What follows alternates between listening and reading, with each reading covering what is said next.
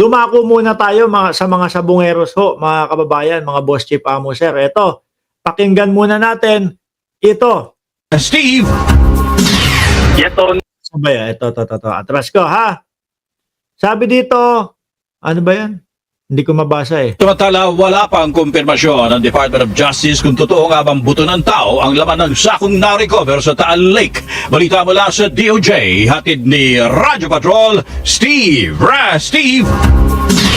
ito nilinaw ni Justice Spokesperson at Assistant Secretary Nico Calabano na hindi pa nila alam kung buto ng tao ang nilalaman ng puting sako na na-recover ng mga otoridad kahapon. Ayon kay Calabano, aabuti ng 1 hanggang 2 araw ang forensic examination para matukoy kung buto ng tao o hindi ang na-recover. Naku po, kapag kayan po napatunayan na buto ng tao, talaga pong lalakas ang paniniwala po. Dito kay ano pangalan nun? Alias Totoy. Di ba?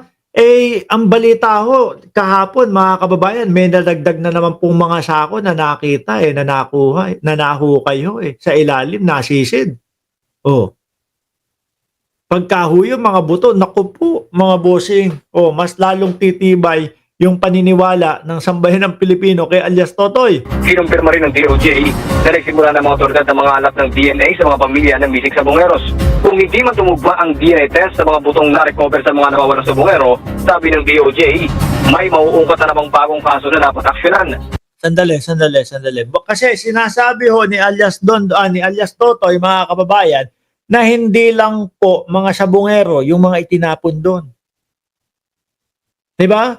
Kung sakali man buto ng tao yan, tapos hindi tugma yung mga buto na yon doon sa mga sabungeros, baka tumugma doon sa mga drug lord na sinasabi niya, itinapon din daw ho doon. Diba? Baka tumugma po doon sa mga may kalaban sa negosyo at ipinaligpit yung kalaban sa negosyo at doon itinapon sa Taal Lake. Baka doon tumugma yung ibang mga buto na yon. 'Di ba? Hindi po hindi po nang punta sa Taal ang mga kumain ng baby o baka. Ano daw? Sabi ni Lily None, hindi po nang punta sa Taal ang mga kumain ng baby o baka. Ano daw? Umaasa ang DOJ na sa pagpapatuloy ng pagsisid sa Taal, makukuha pa sila ng karagdagang impormasyon na makatutulong sa paghahanap ng mga nawawalang sabungero. Sabi nga, nung mga taga Batangas noon pa ginagawang tapunan ng bangkay, iyang Taal. Sabi ni Arturo Villesa, mangyayari po yun, Boss Mark. Pero, doon sa topic kanina kay Gongdi. Eto pa ho, mga bossing. Dyan din sa mga nawawalang sabungero. Ngayon kanina si Calamba City Councilor Arvin Manguiat, yung bagong witness na lumulutang dito sa missing sabungeros case. At ang pinakabago niyang revelation o pasabog ay yung alleged link ng mga sangkot na pulis sa drug war operations. Ako po, yung mga sangkot na pulis sa drug war operation, kumbaga sinasabi, sangkot din dito sa mga nawawalang sabungero. Ulitin nga natin. Susigo muli natin nakapanayam kanina si Calamba City Councilor Arvin Manguiat, yung bagong witness na lumulutang dito sa missing sabungeros case. At ang pinakabago niyang revelation o pasabog ay yung alleged link ng mga sangkot na pulis sa drug war operations.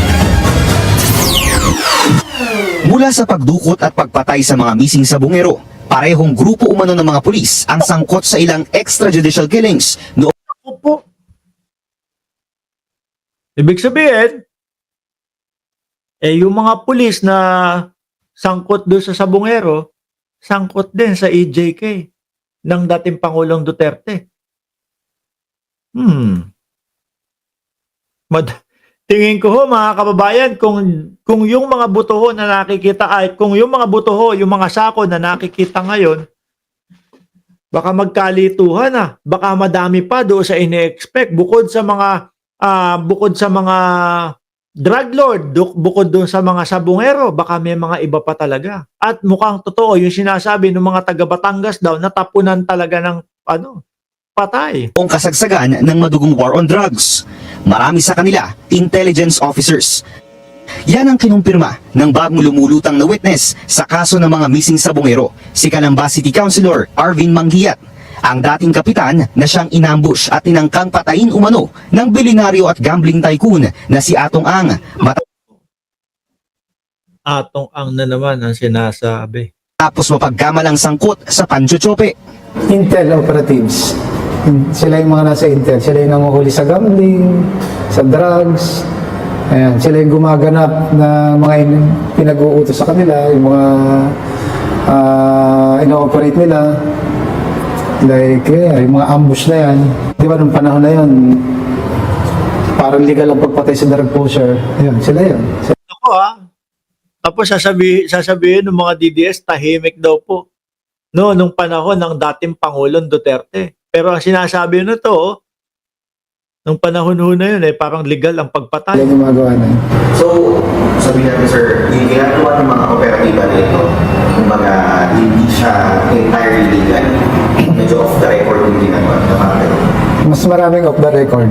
Dating master agent ng isabong operasyon si Mangiat. Kwento niya, mismong ang whistleblower na si Dondon Patidongan ang kumontak sa kanya para ipaalam na ang kanyang dating boss, ang mastermind sa tangkang pagpatay sa kanya noong 2021. Nag-usap kami. Sa buong akala ko, pag-uusapan lang namin yung mga sabungan niya dito sa Laguna. Kasi may mga sabungan siya dito. Akala ko yun ang i-offer niyang business. Nagulat na lang ako nung tanongin niya ako kung may suspect na raw ba ako dun sa mga umambo sa akin. Sabi ko meron.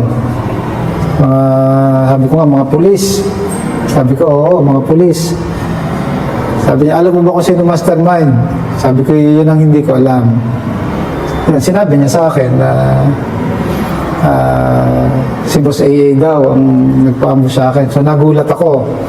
Sabi ko sa kanya, sigurado ka pare, anong kasalanan ko? Pinagad ang una kong tinanong sa kanya, anong Napagbintangan siguro na Chope din. kasalanan ko? Ba't ako'y pa-ambush? Paglalahad ni Mangiat, bigla umano siyang nasama sa High Valley Targets noong 2021. Ito yung listahan ng mga personalidad na sangkot umano sa iligal na droga. Depensa niya, wala siyang kinalaman dito at pauna nang natanggal ang kanyang pangalan sa listahan. Mukhang nagtutugma, no? Yung mga pulis na sinasabi, di umano, nasangkot dyan sa mga sabongero, yun din ang mga pulis na sangkot din sa AJK. Sabi ni Gracious Grace, sino naman yan? Bro, CA. Di ba si Ramon Revilla, si Pepeng Agimat? Tuloy. Kaya laking gulat niya nang malamang muli pala itong ibinalik isang araw matapos maganap ang pag-ambush sa kanya. And then after nung ambush sa akin, tinawagan ako ng opisyal na tumulong sa akin para matanggal yung pangalan ko sa HBT. Tinanong niya ako, ano nangyari? Sabi ko, sir, eto na-ambush. Sino daw suspect ko? Sabi ko, yung mga dati pa rin, sir. O, di ba wala na naman yung pangalan mo sa HBT? Sabi ko, oo ka, sir. So, ginawa niya, binarify niya ulit.